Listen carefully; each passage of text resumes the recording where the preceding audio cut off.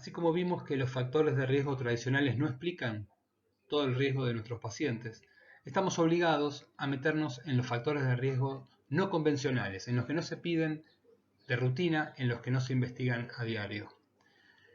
En las determinaciones de sangre está la apolipoproteína B, la lipoproteína A. Los triglicéridos y HDL sí se piden, pero el cociente entre ambos es un muy poderoso marcador de insulinoresistencia, que es otra de las cosas que vamos a profundizar hoy porque estamos obligados a descartar insulinoresistencia. La sarcopenia, con la medición de la fuerza de puño y la masa muscular, el score de calcio y variables psicosociales son algunas de los factores de riesgo no convencionales que vamos a conversar. ApoB es una proteína que está principalmente rodeando a las moléculas de LDL. En los últimos tiempos hay toda una promoción de la ApoB como un muy buen predictor de riesgo para enfermedad cardiovascular. Pero ¿qué dice la evidencia de esto? No todos los estudios que usaron ApoB como determinante de riesgo fueron predictores de enfermedad cardiovascular. Hubo estudios contradictorios, si bien todos estos que estamos viendo son estudios donde ApoB no fue predictor. Si bien es un dato que lo tenemos que usar, lo tenemos que tener presente, saber que no es tal vez el mejor predictor de riesgo. LPA. La LPA es una molécula de 25 nanómetros, es muy parecida a un ribosoma, es muy parecida también a la molécula de LDL. Ambas tienen ApoB, pero la LPA, la lipoproteína A, además tiene una molécula de ApoA. La ApoA es una molécula muy similar al plasminógeno, que en el caso de la lipoproteína A, lo que tiene es una arginina al final de su cadena que inhibe que se comporte como un fibrinolítico. Compartimos la LPA con los monos del viejo mundo, entre ellos está el chimpancé. Hay una historia interesante para saber que tanto el ser humano como el chimpancé tienen LPA elevada. La LPA se está relacionando con riesgo de enfermedad cardiovascular. El chimpancé y el humano mueren del corazón. Pero es muy raro que un chimpancé desarrolle aterosclerosis. Mueren de una fibrosis cardíaca, a diferencia del ser humano que desarrolla aterosclerosis. Pero bueno, están relacionando el valor de LPA con la enfermedad cardiovascular. Tal vez en algún momento de la vida de algún ser humano deberíamos dosar a ver qué valor de LPA tiene. La LPA se relaciona directamente con los genes. Nacemos con la cantidad de LPA que vamos a llevar en la sangre. Es importante saber que tenemos drogas en curso recientemente publicadas que producen una disminución franca, a diferencia de las drogas anteriores que era una disminución bastante más modesta. Bueno, a partir de ahora les voy a pedir que se despierten los que estaban dormidos. Vamos a ver un índice que es fundamental para predecir riesgo cardiovascular. Es el cociente entre los triglicéridos y el HDL. Como sabemos, los triglicéridos tienen una fuerte correlación con la dieta y HDL también podríamos decir que aumenta al comer grasas saturadas y disminuye al comer una dieta baja en grasas. Sabemos que un índice mayor de 1 ya empieza a ser predictor de riesgo. Aunque 1 no es la línea de corte que usamos en la práctica, ¿no? Pero ya empezamos a saber que una persona con 50 de triglicéridos y 50 de HDL, cualquier cambio en su dieta puede repercutir en su riesgo cardiovascular. Pero ¿cuál es el valor de corte que tenemos que usar en la práctica para poder predecir riesgo cardiovascular? Como es un continuo, ya a partir de 1 empieza a aumentar el riesgo. Lo que necesitamos es un número que tenga una buena sensibilidad y una buena especificidad. Algunos autores proponen 2,5 como línea de corte, pero podemos dejar tranquilamente un valor de 3 como un valor adecuado entre sensibilidad y especificidad. Tengamos en cuenta que para que un paciente tenga 3 o más, necesita, por ejemplo, 150 miligramos por decilitro de triglicéridos y 50 de HDL. Con valores que podemos considerar aceptables, ya estamos entrando en una zona de riesgo importante para ese paciente. Desde este, que fue un subestudio del famoso estudio 4S, donde se demostró la efectividad de las estatinas en prevención secundaria, observamos que los pacientes con LDL elevado en forma aislada, sin la tríada de LDL, triglicéridos aumentados y HDL bajo, los que tenían solamente LDL aumentado no se beneficiaron con el uso de estatinas. Es decir, las estatinas fueron efectivas para los pacientes que, aparte de LDL elevado, tenían triglicéridos elevados y HDL bajo.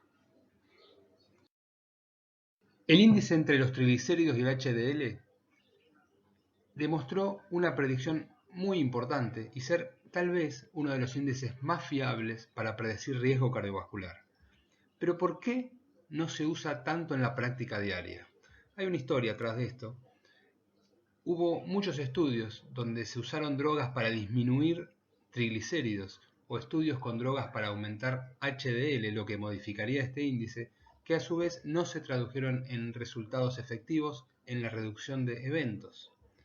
¿Por qué?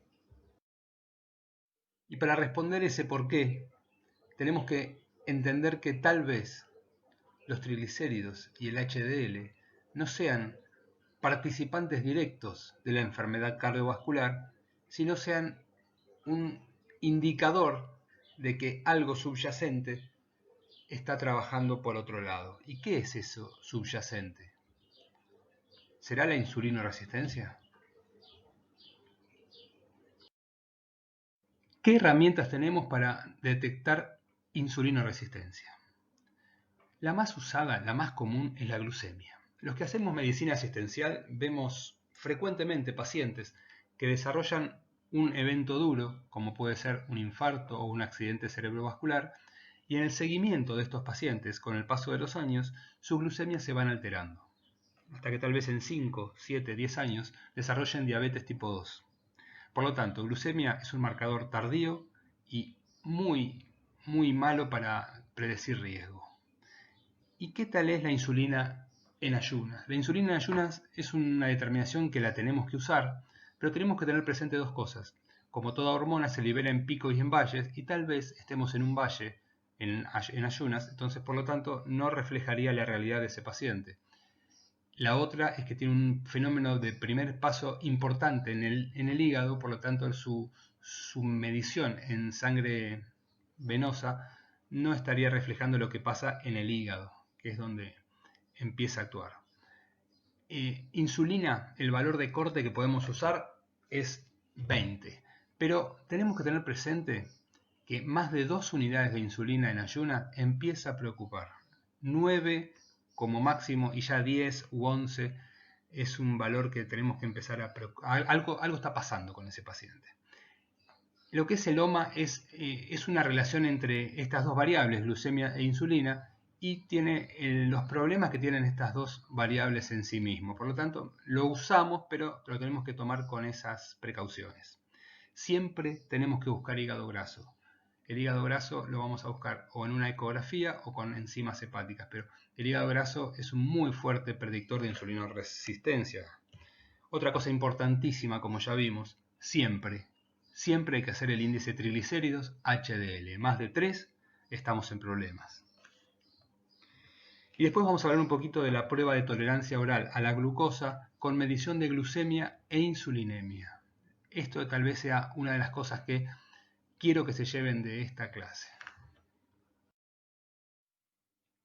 Debemos saber que cuando encontramos insulinoresistencia, nuestro paciente ya tiene aumentada la probabilidad de enfermedad cardiovascular, no solamente de enfermedad cardiovascular, sino de mortalidad. Los pacientes que tienen insulinoresistencia se mueren más de enfermedad cardiovascular y de cáncer que la gente que no tiene insulinoresistencia.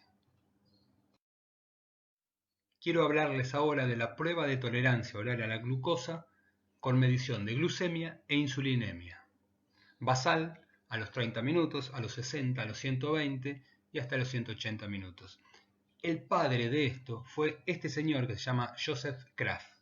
Joseph Kraft falleció recientemente a la edad de 96 años, pero lo interesante es que en el año 70 hizo una serie de estudios donde él describió lo que denominó diabetes in situ, que es una respuesta alterada de la insulina que puede estar acompañada o no de glucemias alteradas, donde midió en más de 3.600 pacientes glucemia e insulina basal. Le hizo una prueba de tolerancia oral a la glucemia con 100 gramos de glucosa y midió sus valores a la media hora, a la hora, a las 2 horas, a las 3 horas y a algunos midió a las 4 y las 5 horas. Lo interesante de esto es que lo correlacionó con eventos cardiovasculares y llegó a algunas conclusiones muy interesantes. Estos son los resultados de los estudios de Kraft. Planteó distintos patrones de acuerdo a la respuesta de la glucemia y de la insulina. Y él determinó que en algunos subgrupos de pacientes con una respuesta alterada de liberación de insulina después de la prueba de tolerancia oral tenían más riesgo de desarrollar eventos cardiovasculares. Un dato interesantísimo de las pruebas de Kraft fue que cuando tenemos una prueba de tolerancia oral a la glucosa midiendo solamente glucosa, si le agregamos la medición de insulina, tenemos que el 70% de las personas evaluadas ya tenían alteraciones. A él la llamó diabetes in situ, pero ya tenían más riesgo de desarrollar enfermedad cardiovascular. 70% de las pruebas de tolerancia oral a la glucosa normales. Interesante dato. Prestemos atención. Este estudio de reciente publicación nos dice que 1 de cada 5 niños tiene prediabetes o 1 de cada 4 adultos tiene prediabetes. Eso usando glucemia, usando prueba de tolerancia oral con glucemia o usando hemoglobina glicosilada. ¿Qué pasa si a estos mismos pacientes le hacemos la prueba de Kraft? Estimando datos, tenemos más del 50% de la población con insulinoresistencia. Dato alarmante, ¿no?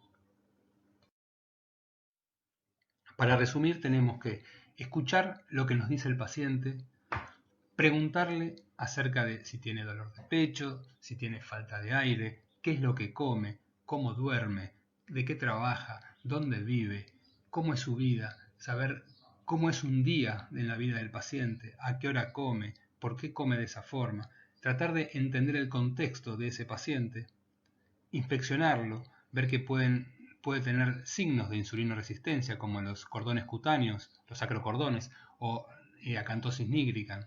Si ya lo vemos y ya tiene obesidad abdominal, es otro síntoma importante. Cuando lo vemos entrar, ya está, ya decimos este paciente seguramente tiene insulinoresistencia.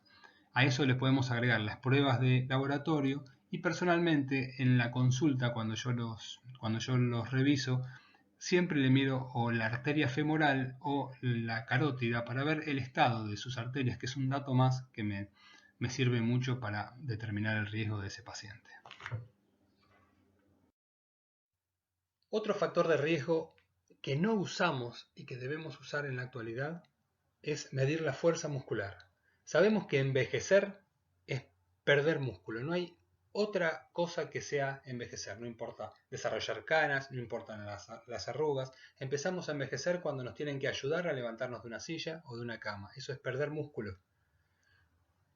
Y tenemos la obligación los médicos de medir con un dinamómetro, que es un equipo como este que estamos viendo, la fuerza del puño, que es un equivalente a la fuerza muscular. Hay muchos estudios publicados que relacionan mortalidad y eventos cardiovasculares con pérdida de fuerza muscular. Acá tenemos algunos estudios que evaluaron los valores normales para la fuerza de puño. En forma práctica, lo que tenemos que medir como factor de riesgo es si el paciente tiene o no tiene sarcopenia.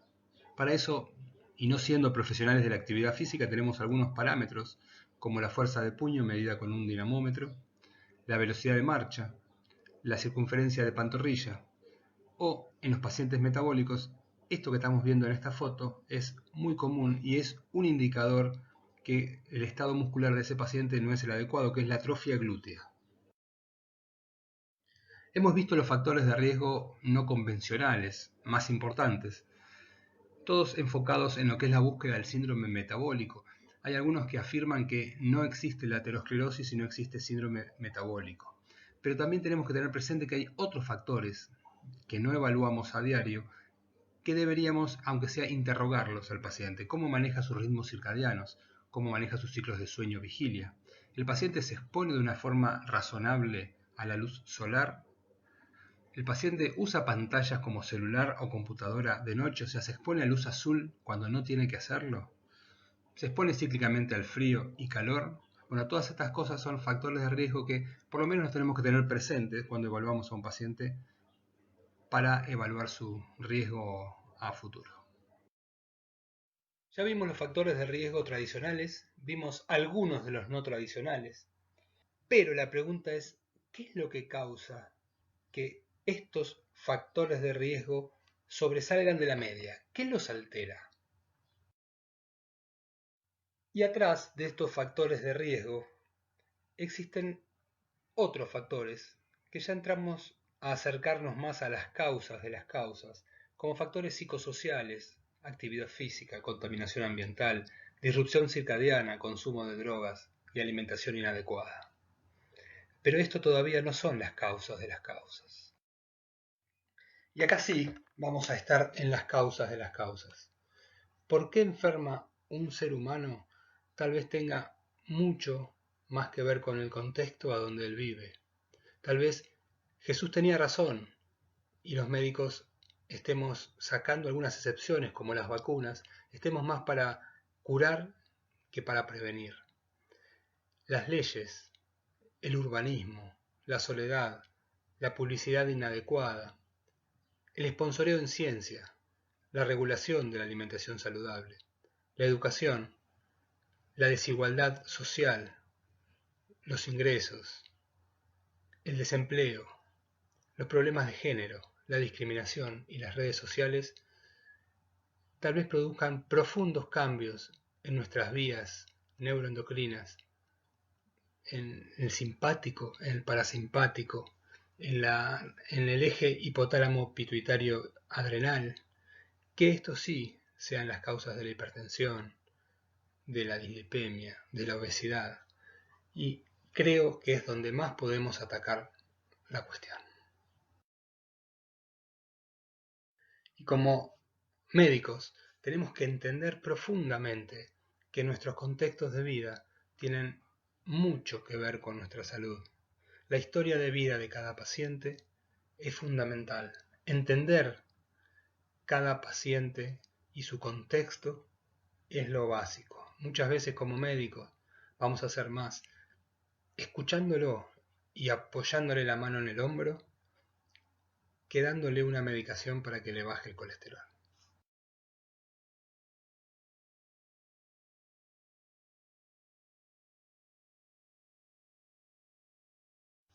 Muchas gracias.